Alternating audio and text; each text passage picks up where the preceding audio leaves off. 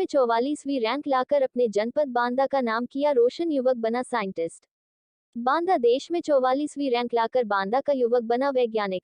राष्ट्रीय सूचना विज्ञान केंद्र सूचना एवं प्रौद्योगिकी क्षेत्र में 44वीं रैंक हासिल कर जिले का नाम किया रोशन। वैज्ञानिक बनने के बाद पहली बार घर पहुंचने पर जोरदार स्वागत हुआ है। स्थानीय लोगों ने फूल माला व ढोल नगाड़ों के साथ किया स्वागत। जिले के बबेरू तहसील अंतर्गत तिलौसा गांव का निवासी है युवक प्रभात ओझा। जी हां, बताते चले कि बांदा जनपद के बबेरू तहसील क्षेत्र अंतर्गत तिलौसा गांव का रहने वाला एक बेटा जो कि देश में 44वीं रैंक लाकर राष्ट्रीय सूचना विज्ञान केंद्र सूचना एवं प्रौद्योगिकी मंत्रालय भारत सरकार के द्वारा वैज्ञानिक के पद पर चयनित हुए हैं।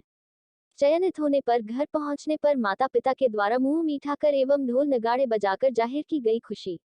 वही पिता के द्वारा बताया गया है कि बचपन से ही प्रभात को पढ़ने में बहुत रुचि थी और बहुत ही लगन के मेहनत करके पढ़ाई करता था और हम लोगों ने इसके पढ़ाई में भी कोई कसर नहीं उठा रखी, जिसके चलते आज इसका पूरे देश में वैज्ञानिक के पद पर 44 में आई हुई है, जिससे हम बहुत ज्यादा खुशी जाहिर कर रहे हैं। प्रभात ओझा, वैज्ञानिक बी, राष्ट्रीय सूचना विज्ञान केंद्र सूचना एवं प्रौद्योगिकी मंत्रालय भारत सरकार, बांदा से प्रभंजन कुमार। प्रभात जी, अभी आपका साइंटिस्ट में चयन हुआ है तो किस प्रकार के महसूस कर रहे हैं और क्या क्या सफर रहा आपका? जी, मैं बहुत खुश हूँ। इस परीक्षा को उत्तीर्ण होने के बाद मेरा साइंटिस्ट बी में ऑल इंडिया रैंक 44 में चयन हुआ है। मैं राष्ट्रीय सूचना विज्ञान केंद्र जो कि इलेक्ट्रॉनिकी और सूचना प्रौद्योगिकी मंत्रालय के अधीन है, उसमें एज अ साइंटिस्ट भी ज्वाइन करूँगा। मेरा सफ़र की अगर मैं बात करूं तो मैंने अपनी शुरुआती शिक्षा लखनऊ से हासिल करी, जिसके बाद मैंने अंबेडकर केंद्रीय विश्वविद्यालय से अपना बीटेक किया। उसके बाद मैंने गेट की परीक्षा के लिए भी तैयारी करी, जिसके उपलक्ष्य मेरा आईआईटी गुवाहाटी में एमटेक में चयन हुआ था।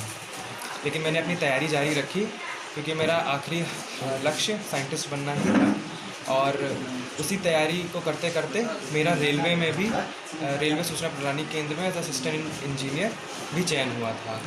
उसको ज्वाइन करने के बाद भी मैं अपनी साइंटिस्ट की वैकेंसी का वेट करता रहा, और 2020 में जब ये पद आए तो मैंने अपनी तैयारी पूर्ण रूप से और तेज़ कर दी।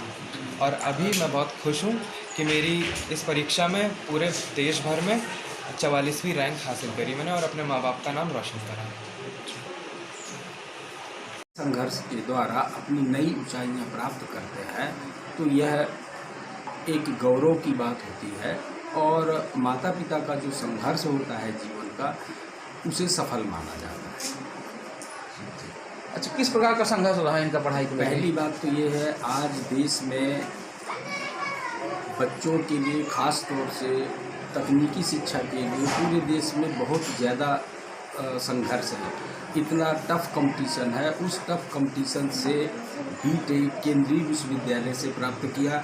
इसके बाद जो भारत सरकार का एक गेट है, ग्रेजुएट एप्टीट्यूड टेस्ट इंजीनियरिंग के लिए, इंजीनियर तभी बनता है जब गेट की परीक्षा पास करते हैं, और गेट की परीक्षा पूरे देश में एक साथ आयोजित होती है, जिसमें लाखों बच्चे बैठते हैं, और उसमें जो देश के प्रतिष्ठित आईआईटीज है वहाँ बच्चों को प्रवेश मिलता है।